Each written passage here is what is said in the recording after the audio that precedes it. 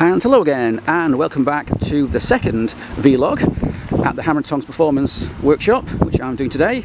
And the sun's out, it's very windy, so hopefully you can hear me. And we'll be looking at some of the bikes that have come in the last few days. And I'm looking at, right now, quite a nice looking thing. A Triumph, what, 1200 Bonneville. Yeah, the sort of cafe racer version. Pretty damn nice. And it's been blinged up to, it's got a lot of aftermarket bits I see, including some pretty loud pipes. So maybe we can hear this in a minute or two. Right then, Sam, tell me all about this Triumph, what is it, Bonneville 1200? It's a Thruxton R, the new one, the 1200cc model. Yeah, it's the new engine. Yeah. It's not significantly more power than the old one, but it's a more relaxed, lazy delivery. It's more reliable because it's not working so hard. Okay, now this bike looks like it's a torquey lump. Yeah, and it's got aftermarket pipes, I think, looking at this. It does. It's in for one of our most common tuning services, which is a decat and a map to suit. Okay. So this is what it's got at the moment. Has it got a cat in it right now then? It does have a catalyst right now. It's down here. Oh yeah, it's sort of hidden away. Bit of a lash up now. Okay. Has it been on the dyno yet, or do you know what it makes? It has been on the dyno a few days ago. I can't remember what it made, to be honest. It was around 89 horsepower, I think, at the wheel, but significant torque figure. Yeah. Well, all we've done is the base runs basically. So it's going to get on the traditional tuning route, which is the power commander. That's because these later Triumphs have all locked into the locked up. Alright, you can't mess with it. So power commander 5, decat, and a tune, basically. Is that it? Yes. So what do you reckon it's going to do then? 100, once you've tweaked it a bit? It's hard to tell, isn't it? Well, yeah. But yes. Yeah. Have you done one of these before? I haven't done one of these ones, this spec bike, no. I've done plenty of similar things. Okay. I know roughly what I'm getting. Okay. It's not so much about the outright power on these anyway. No, I'm not too bothered about the very top end feel. Yeah. It's more about the smoothness of the drive low down. Yeah. And then next to it, or next to it but one, we have this one-off framed cafe racer, which we saw last week when you were here. You were off doing your TT stuff. And yeah, I mean, just confirm that those carbs on it, which are high-end. Yeah, it's the classic RS. JIT's a custom style job, isn't it? Yeah. This particular one's the GSXR 1100 engine. Yeah. Not that it makes too much difference whether you use this or the 1200 Bandit. I think it's got a mild big bore 1157. Oh, right, okay. He's got the large FCR carbs on it. We've actually advised that he remove those and go back to the original carbs. CVs. All right. Yeah, but what he wants is rideability low down, and these do not offer us. No. They're racing carburettor. They're excellent at the top end, fantastic performance, but ultimately around town, not great. There's no choke on them or anything. You know, you're relying on the accelerator pumps, give it a few twists before a cold start. Yeah. It's not ideal for. So what does it make on the dyno before you? I've not even put it on the dyno. It just runs. runs. No point starting it. It runs fine at the top end. And he does want it on the dyno, but I've said I'm not interested in the top end until we get the bottom end right, because that's what he's after doing. There's no point in setting up the top end and then finding, it doesn't idle very nicely, or that the bottom end is unusable. So what we've advised is to go back to the more appropriate carburetors with the diaphragm on, traditional route, and get a better feel at the bottom end, and then we'll work on the top. Yeah. Okay. And is he happy about that, or is he really annoyed because he spent a lot of money on? Not necessarily, given the money that's been spent on the carbs. We've not told them to do it, we've advised. Yes. We've said this is the situation, and it's not in for top end tuning, it's in for rideability and low end. You can also, they're brand new, aren't they? They're brand new, someone can buy them, I guess. Lovely carburettor, aren't they? Oh, yeah. Really nice. I love the way they look, but big for most bikes, I think. The 41s are quite large anyway. Yeah. Well, I don't know, 2 of them might do on my Guzzi, but I can't afford them right now. Okay. And what do we have here on the dyno? It's Mike's H2 Kawasaki, the supercharged version, and it's had a hell of a lot of work since he bought it last year. There is, in fact, a video of this bike on the dyno when it was first being run up by Sam, when it was a year or 2 ago, and since then it's had a huge amount more work. No idea what, but I can tell it's had, well, let's have a look, carbon fibre bodywork, I can see that. Carbon fibre subframe. Yeah. Oh, here, yeah, I didn't notice that, yeah. And he did have a carbon fibre back wheel, didn't it? That's what I remember. He does have carbon fibre wheels. We've just taken it off for the dyno because we put a dyno tyre, and I didn't fancy swapping the tyre on brand new carbon rims. Okay, yeah. He's got the carbon wheel on the front there. So, we stand back a bit, I'll just refocus. Okay. So, then Sam, what is it having today? It was already quite a powerful bike, obviously, tuned it, gone further. What we're looking for is good, reliable power. I mean, you can see the things he's done with all the carbon fibre everywhere, carbon wheels, got on the back, full titanium active system. You just see a sign here, the billet plenum with the cooler built in, radiators at the front for that, and we're on a stage 3 supercharger gearing, which is looking around 27 psi, I believe. From and how difficult was that to do? You got to take off the supercharger, re-gear it, or is it? It's very easy. To make it spin up quicker. What a boost! So as I remember, when it came in, I think as standard it made, was it 200 and something? 200. Standard road bike will just about nudge 200 horsepower. And then you did some clever stuff with electronics and that can, and it jumped up to like, and it went up to sort of 230. Well, we had 262 horsepower, and what we're looking for now, obviously we would like a magic 300, but it's very difficult to achieve 300, make the bike rideable. So what we're looking for instead is around a 280 to 290 genuine wheel horsepower, even on a nice warm day like today, and we're looking for a usable bike that's very rideable. So first gear we've capped to 200 horsepower with a very, very gentle curve, so it's more like it's almost like a powerful jigsaw thou in first gear, and second gear ramps up to 240, third gear then we're reaching full power. So it can alter the, and does it change the power by what? By altering the ignition? Just by changing the throttle mapping in the ECU. Okay. So we're literally just not opening the throttle. Twist grip, throttle request maybe 100, but we're only allowing say 68%, for example. Right. Scary fast. We've also got lambda bosses, you can see here, for wideband lambda, for independent cylinder mapping. Well, that adds a few horsepower. Really, we're just looking to safeguard the engine, make sure none of the cylinders have any spots where they wouldn't need. This is particularly important because the airbox has changed significantly, which changes the dynamics of how each cylinder breathes. Right. So with the airbox then, being billet, you said it's now water cooled, is it? Or it's... Yeah, it does, Water cooled to charge cooler, water to air charge cooler. Right, okay. Effectively, what you can see it as is there's a radiator inside the airbox, which the air is forced straight through from the supercharger. What is that? It's brought the boost temperatures down significantly. Right, which you like, that's more power. 50 degree C reduction, so I'm very happy. The engine's much happier, it's more reliable, and we're able to do run after run, whereas before it would get hot on a hot day like today. And now we've got really consistent running.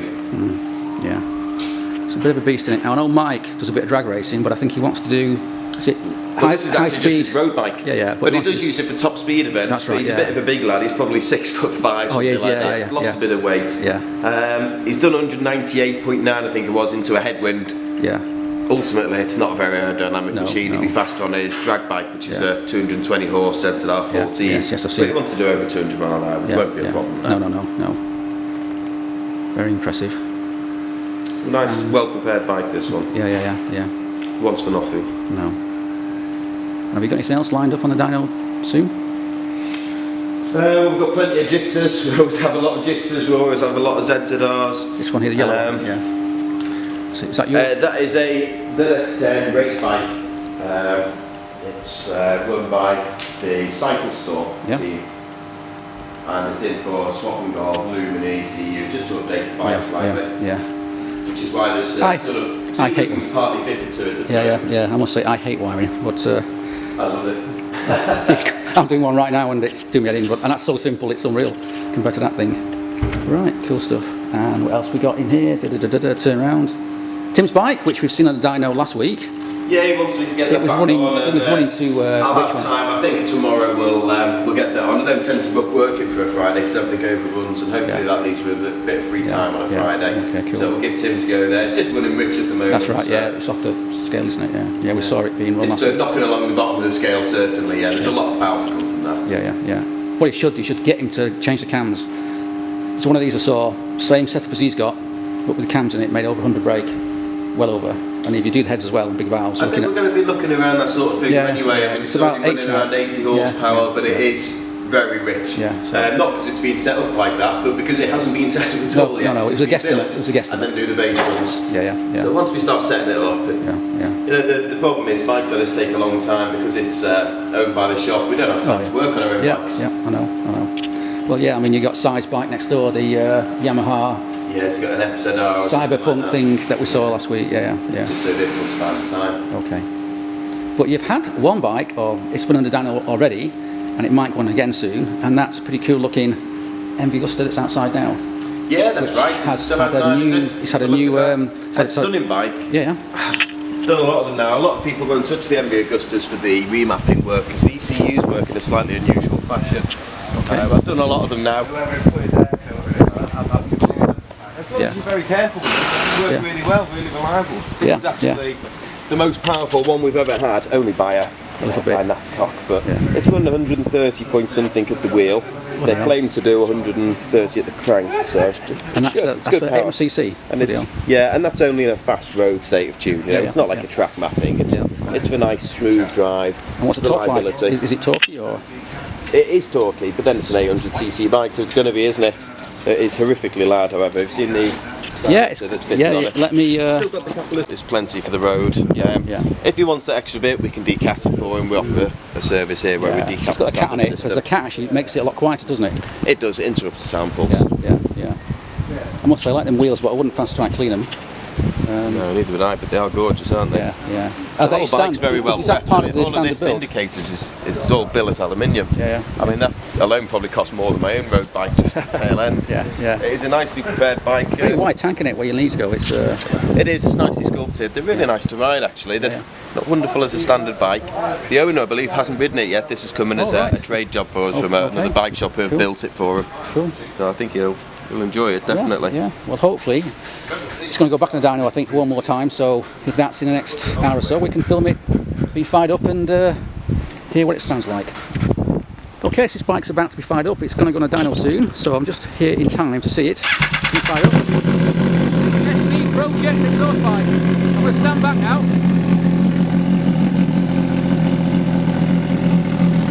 It's a bit loud.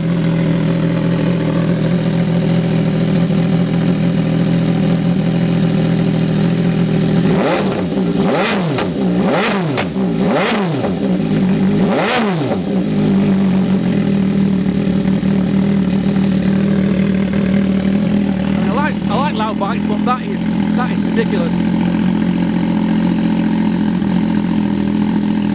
Right, turn it off.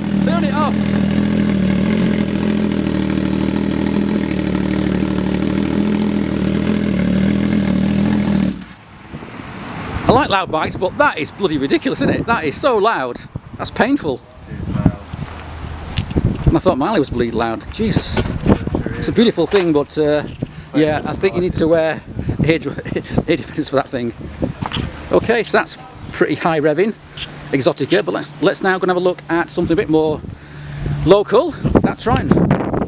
Okay, so just warming up this bike before it goes on the dyno. And it's going to have a Power Commander 5 decat. Yeah, quick shifter. BMC air filter, K&N no maintenance for these bags yet. Okay. I'll get there. It's not as loud as I thought it would be, but when you take out the decat, it's going to get a lot. It will get louder with the decat, which is part of the reason for doing it, to be honest. Yeah. Well, not you quite get a good performance benefit from moving the cans. Yeah. Well, I must say that MV Agusta is ridiculously loud. It's painful, isn't it? Yeah, it is extremely loud. Yeah. We've got a good loud in that. That straight through once. Yeah. You guys can't ride them. The maintenance playing. Yeah.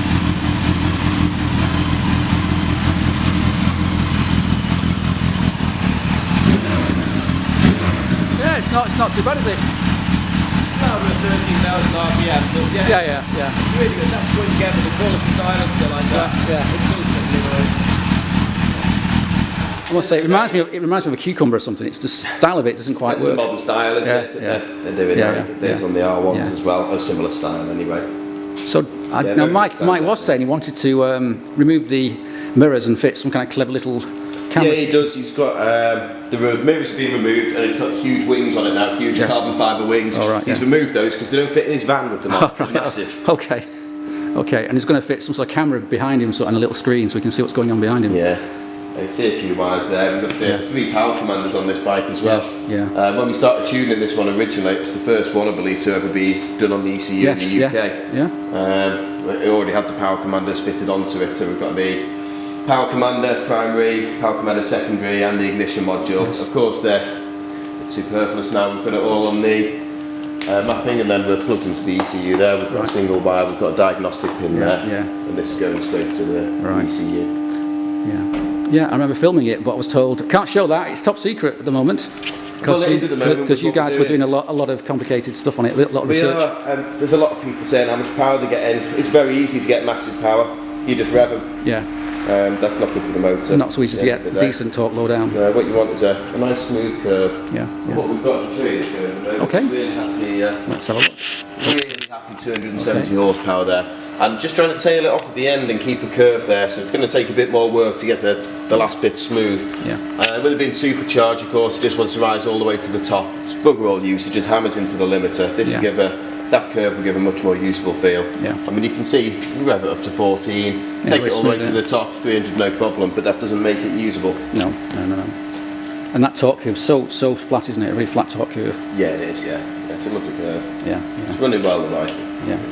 Great stuff. Right, well, I've got to go home and drink some tea, and you've got to go and do some more work on these bikes. Yeah, I think we're going to fit the power commander now. I've got some data logging runs to do later on the H2. Yeah. But I've been working on the bike a lot recently. It's nice to work on the Triumph, to be honest. Yeah. Okie doke. And with that, we'll call it quits. Okay. Okay, thanks.